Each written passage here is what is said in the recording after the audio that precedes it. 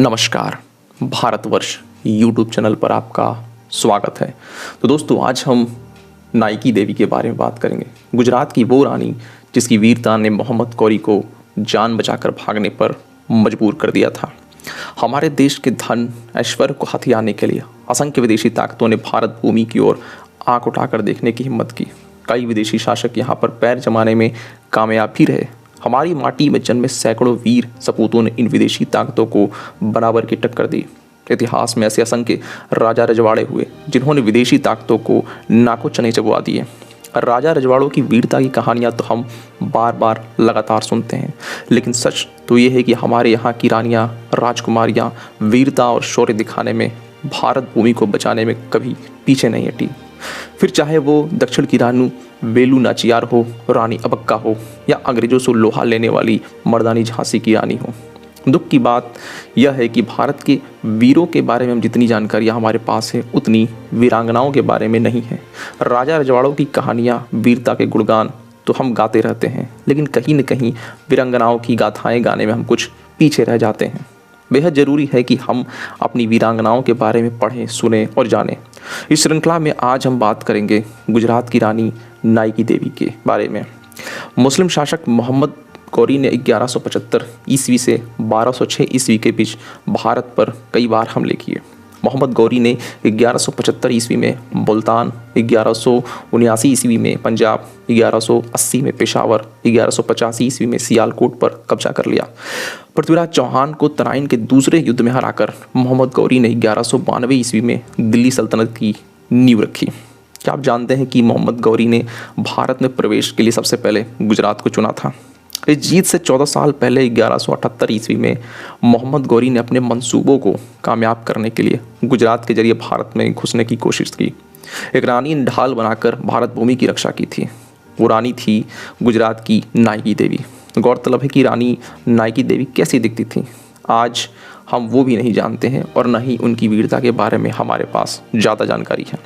रानी Nike देवी कदम्ब शासक महामंडलेश्वर परमादी की पुत्री थी। अस्त्र शस्त्र चलाने में, घुड़सवारी, तीरंदाजी, युद्ध कौशलों में जैसे कई गुणों में नाइकी देवी निपुण थी। उनका विवाह गुजरात के सोलंकी राजा, इन्हें चालुक्य भी कहा जाता था, राजा अजयपाल से हुआ। राजा अजयपाल अधिक समय तक राज नहीं कर पाए और राजा बनने के 4 वर्ष बाद ही उनका देहांत हो गया। रानी नाइकी देवी और राजा अजयपाल के पुत्र मूलराज द्वितीय गद्दी पर बैठाए गए और रानी नाइकी देवी राजमाता के रूप में राज्य का कामकाज देखती रहीं। मोहम्मद गौरी ने वो कर दिखाया था जो बड़े बड़े योद्धा नहीं कर सके थे। उसने भारत के अंदर पैर जमाने शुरू कर दिए थे। मुल्तान जीतने के बाद उसकी नज़र राजपुताना और गुजरात पर पड़ी। मोहम्मद गौरी के निशाने पर था गुजरात का अहिलवाड़ पाटन। अहिलवाड़ पाटन चालुक्य वंश की राजधानी थी। अमेरिकी इतिहासकार टेरिटियस चांडलर का मानना है कि यह शहर 1000 ईस्वी में दुनिया का 10वें सबसे बड़ा शहर था और 1 लाख से ज़्यादा लोग रहते थे। जब गौरी ने अहिलवाड़ पाटन पर आक्रमण किया, तब यहाँ की बागडोर मूल राज द्वितीय के हाथों में थी। गौरी को लगा कि एक औरत और एक बच्चा उसका क्या ही बिगाड़ लेंगे। जल्दी उसकी यह गलतफहमी दूर होने वाली थी। मोहम्मद गौरी के आक्रमण करने की तैयारी के बारे में सुनकर रानी नाइकी देवी ने भी युद्ध की तैयारियां शुरू कर दी। उन्होंने गौरी को सेना की मुंहतोड़ जवाब देने के लिए सेना तैयार की। इसके अलावा उन्होंने पृथ्वीराज चौहान समेत आसपास के राजाओं से मदद मांगी। गौरतलब है कि उन्हें नदुल के चहमान वंश, जालोर के चहमान वंश और अरबुदा के परमार के अलावा किसी की मदद नहीं मिली। रानी नाइकी को यह समझ आ गया था कि मोहम्मद गौरी को हराने के लिए उनकी तैयारियां काफ़ी नहीं थीं। नाइकी देवी ने युद्ध की ऐसी रणनीति बनाई जिससे उनकी सेना को काफ़ी फ़ायदा हो। उन्होंने आज के माउंट आबू की तलहटी पर स्थित गदरगट्टा के उबड़ खाबड़ इलाकों को युद्ध क्षेत्र में चुना।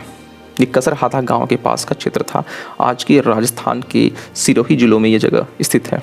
जब गौरी की सेना कसरहाथा पहुंची, तब रानी नाइकी देवी अपने बेटे को लेकर रणभूमि में उतरी। रानी नाइकी देवी और मोहम्मद गौरी के बीच हुए इस युद्ध को कसरहाथा का युद्ध कहा जाता है।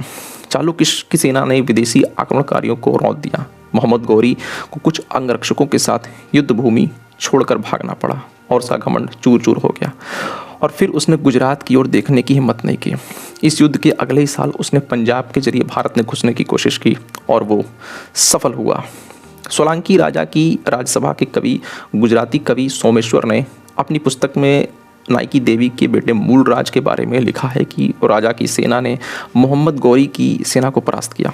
14वीं शताब्दी के जैन विद्वान मेरुतुंग ने प्रबंध चिंतामणि में नायकी देवी और मूल राजा द्वितीय की माता का उल्लेख किया है। मेरुतुंग ने लिखा कि रानी नायकी देवी ने माउंट आबू के पास गदरगट्टा में मलेच्छ राजा को हराया। मोहम्मद गौरी की हार का जिक्र 13वीं शताब्दी के फारसी लेखक मिनहाल उल सिराज के लेखों में भी है। इस युद्ध का उल्लेख मिलता है। बता दें कि रानी नायकी ने वो कर दिखाया जो एक से एक वीर राजा न कर सके। दुख की बात यह है कि इसके बावजूद उनके बारे में बेहद कम जानकारी उपलब्ध है। उस दौर के कई लेखकों ने इस युद्ध का जिक्र किया है, लेकिन रानी नायकी को इतिहास में वो जगह नहीं मिल पाई जो उनका हक था। तो दोस्तों, ये थी हमारी एक छोटी सी वीडियो रानी नायकी देवी के ऊपर। अगर आपको हमारा यह वीडियो पसंद आया हो तो आप हमारे YouTube चैनल को सब्सक्राइब, वीडियो को लाइक और शेयर ज़रूर करें। धन्यवाद।